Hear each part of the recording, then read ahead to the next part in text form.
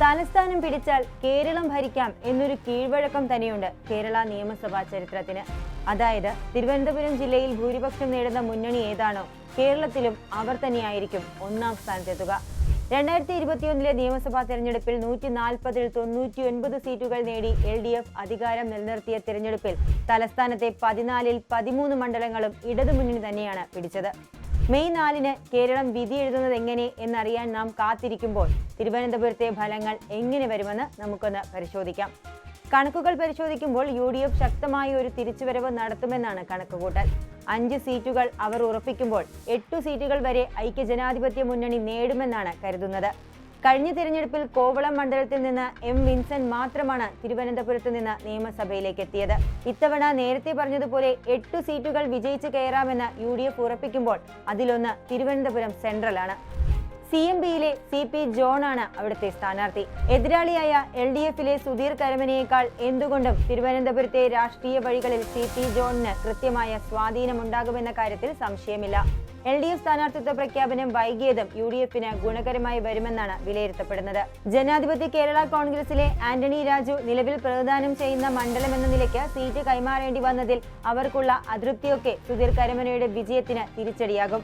ഈ മേഖലയിലെ ലത്തീൻ വോട്ടുകളും CP ജോണിന് അനുകൂലമാകാനാണ് സാധ്യത. മറ്റൊരു UDF സാധ്യതാ മണ്ഡലം നെയ്യാറ്റിൻകരയാണ്. സാമുദായിക വോട്ടുകളുടെ ധ്രുവീകരണം ഇവിടെ നടന്നിട്ടുണ്ടെന്നും അത് നെയ്യാറ്റിൻകര സ്ഥാനാർത്ഥിയായ N. ശക്തന് അനുകൂലമാകുമെന്നുമാണ് UDF പ്രതീക്ഷ. നാടാർ സമുദായം ഇത്തവണ UDFിനൊപ്പം നിൽക്കുമെന്ന ശുഭാപ്തി വിശ്വാസം തിരഞ്ഞെടുപ്പിന് മുൻപ് തന്നെ UDFിനുണ്ടായിരുന്നു.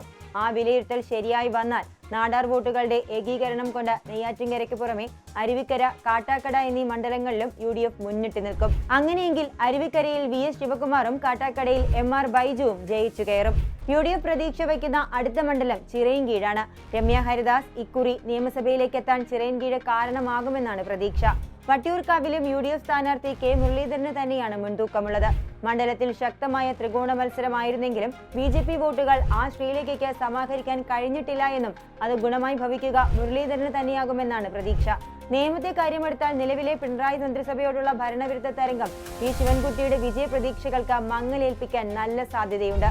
ഒരുപക്ഷെ BJP സ്വാധീനം ശക്തിപ്പെടുത്തിയാൽ CPM അവിടെ 3-ാം സ്ഥാനത്തേക്ക് പിന്തള്ളപ്പെടാനും സാധ്യത കാണുന്നു.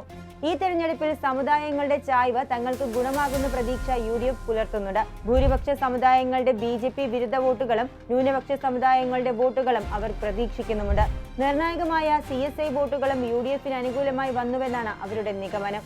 CSI സഭയുമായി UDFിന് ദേശീയ തലത്തിൽ തന്നെ ധാരണയിലെത്താൻ കഴിഞ്ഞത് സംസ്ഥാനത്തും അവർക്ക് ഗുണം ചെയ്യും. ഈ വോട്ട് സമാഹരണം കൊണ്ട് തന്നെ പല മണ്ഡലങ്ങളും UDF അനുകൂല വിധിയെടുത്ത് നേടുമെന്നാണ് കരുതപ്പെടുന്നത്.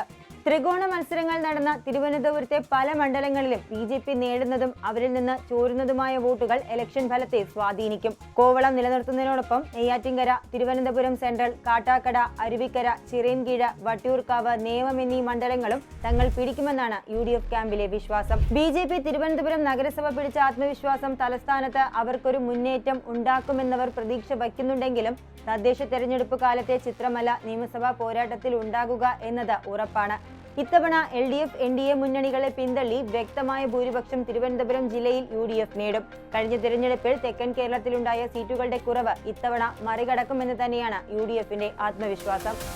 കൂടുതൽ വാർത്തകൾക്കും വിശേഷങ്ങൾക്കും ഞങ്ങളുടെ channel like, share and subscribe ചെയ്യുക. കൂടാതെ സബ്സ്ക്രൈബ് ബട്ടണിലെ ബെൽ ഐക്കൺ എനേബിൾ ചെയ്യാനും മറക്കരുത്.